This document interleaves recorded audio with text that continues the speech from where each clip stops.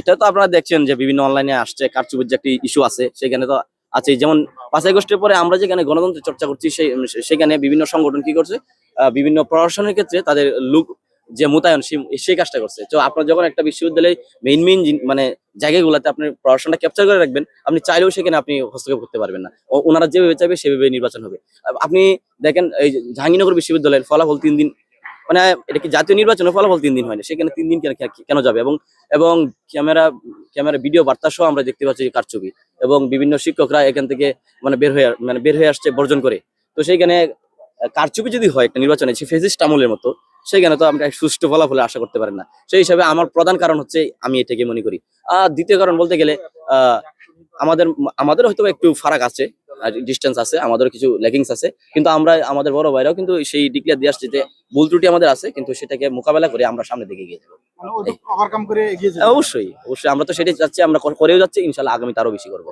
দুইটা বিশ্ববিদ্যালয় আমরা দেখেছি যে কথার ফুল ঝরেছে, কিন্তু কোনো গ্যাঞ্জাম হয়নি।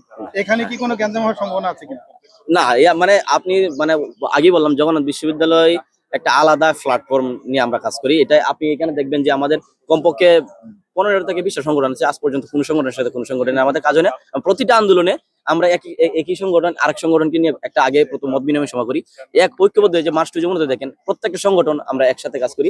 এখানে মানে কোনোভাবেই আমরা মানে কটু কথাও বলি না, সংঘর্ষ তো দূরের কথা। আমরা ভাই ভাই, আমরা জবিয়ান, এটাই আমাদের সবচেয়ে বড় পরিচয়। Thank you. যোগসুতে নারী শিক্ষার্থীদের ভোট কেমন আছে আপনাদের? হ্যাঁ, এটা একটা ভালো প্রশ্ন করেছেন। আর কারণ প্রতিটা সংসদ নির্বাচন থেকে শুরু করে ক্যাম্পাস নির্বাচন, নারীদের যে একটা ভোটিং ফ্লো, সেই ফ্লোটা হচ্ছে মানে আপনার প্যানেল করার ক্ষেত্রে বা জয়ী করার ক্ষেত্রে একটা মুখ্য ভূমিকা পালন করে। তো সেই হিসেবে জগন্নাথ বিশ্ববিদ্যালয়ের নারীদের ক্ষেত্রে আমাদের যে একটা সফট কর্নার আছে, কারণ তাদের নিয়ে আমরা কাজ করতেছি। এবং আমরা প্রতিটা হলে, আমাদের যে একটা হল আছে সেখানে আমরা তাদের জন্য কাজ করার এখন পরিকল্পনা করতেছি। সেই হিসেবে তারাও আমাদের ভালো রেসপন্স করতেছে। আশাবাদী আমরা, নারীরা আমাদের যথেষ্ট পরিমাণ সাপোর্ট দিবে। আপনার নাম এবং কোন পদে আছে? আচ্ছা, আমি ইমরান হাসান ইমন, সাবেক কার্যনির্বাহী সদস্য জগন্নাথ বিশ্ব ছাত্র দল, বর্তমান আহ্বায়ক সদস্য জগন্নাথ বিশ্ব ছাত্র দল। ধরেন যে ফেসিবাদী যে দূষর শিক্ষক আছে, আপনারা জানেন একটা শিক্ষক কিন্তু আহ তাদের একটা জোন আছে, চাইলে সে 200-300 ভোট কিন্তু মানে ক্যাপচার করতে পারে। তো ওরা যদি একজুট হয়ে, কারণ ক্যাম্পাসে 80% শিক্ষক কোনো ফেসিস্ট আমলের, তো ওরা যদি একজুট হয়ে স্বতন্ত্রভাবে দাঁড় করায় কাউকে, তো ওরা কিন্তু নির্বাচনটা আমাদের ছাত্র দলও পাবে না, অন্য যারা হচ্ছে জুলাই আন্দোলনের সম্পৃক্ত সংগঠন ছিল তারাও পাবে না, ওটা চলে যাবে ফেসিস্টের হাতে। তো আমরা চাচ্ছিলাম হচ্ছে প্রথমে যে ফেসিস্ট দূষর যে শিক্ষক, তাদের বিচার নিশ্চিত করা, এবং তাদের যেভাবে মানে আইনানুগ ভাবে বিচার ব্যবস্থা করা যায় সেই আমরা আওয়াজটা আগে থেকে তুলছি। আর দ্বিতীয় কথা হচ্ছে, আমাদের জগন্নাথ বিশ্ববিদ্যালয় অন্যান্য বিশ্ববিদ্যালয়ের মতো না, আমাদের এখানে কিন্তু কোনো হল নাই। হল না থাকাতে কি হচ্ছে যে আমাদের যদি মানে আমি মনে করি সম্পূরক যে বৃত্তি, যেটাকে আবাসিক মানে ভাতা বলতেছি, সেটা হচ্ছে আমি মনে করি আমাদের যেটা মানে একটা মাটির উর্বরতা, সে একটা মাটিতে যদি উর্বরতা না দিই, সে কিন্তু ফসল হবে না।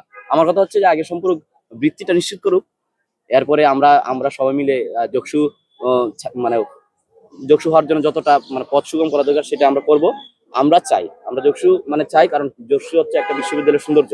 হ্যাঁ, একটা বিশ্ববিদ্যালয়ের নেতৃত্ব তৈরি হয়, নির্বাচিত একটা মানে নেতৃত্ব আসে, সেখানে আমাদের গণতন্ত্রের চর্চা হয়। তো সেই হিসাবে আমরা যোগসু চাই। তবে আমি যে কন্ডিশন গুলা বলেছি আগে, সেটা হচ্ছে প্রশাসনের কাছে আমরা বিভিন্ন লিখিত আকারেও দিয়েছি। আমরা জানি যে প্রশাসন হয়তো এটা ইতিবাচক আকারে নিবে এবং সেটা নিশ্চিত করার পর আমরা যেভাবে সুষ্ঠু এবং সুন্দরভাবে একটা যোগসু হওয়ার পথ মানে সুগম করবে, সেটাও আমরা দৃঢ় বিশ্বাস। কিন্তু আমরা শুরু থেকে এখন পর্যন্ত যোগসু হওয়ার জন্য যতটুকু সাহায্য করা দরকার প্রশাসনকে, আমরা ততটুকু করছি।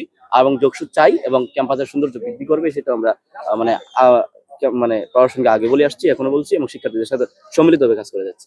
আচ্ছা, যদি যক্ষু নির্বাচনটা হয় তাহলে কোন প্যানেল এবার জয়ী হতে পারবে বলে আপনার মনে হয়? আসলে জগন্নাথ বিশ্ববিদ্যালয় শুরু থেকে মানে 5ই আগস্টের পরবর্তী সময় আগে থেকেও তো ফেসিস্ট আমলের সাথে আমরা এটা যুদ্ধই বলবো, আমরা যুদ্ধ সংগ্রাম করে আসছি।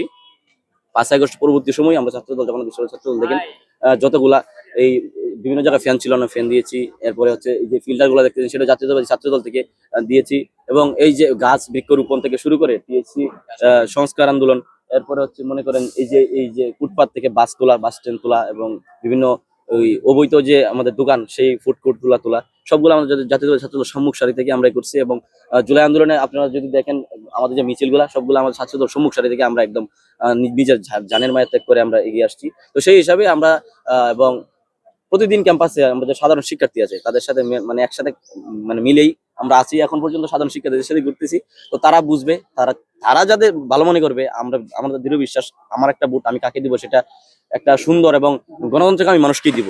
তারা যাদের চাইবে তারাই হবে এবং সবার জন্য শুভকামনা আমাদের থাকবে। আপনার কাছে মনে হচ্ছে কোন প্যানেলটাই থাকতে পারে? আমার কাছে তো আমার প্যানেলটাই সবসময় এগিয়ে রাখবো। হ্যাঁ, তো আমি মনে করি জগন্নাথ বিশ্ববিদ্যালয় জাতীয়তাবাদী ছাত্র দল যোগসু হলে আমার মনে হয় একটা বিশাল, মানে অন্যান্য বিশ্ববিদ্যালয় থেকে একটা বিশাল ব্যবধানে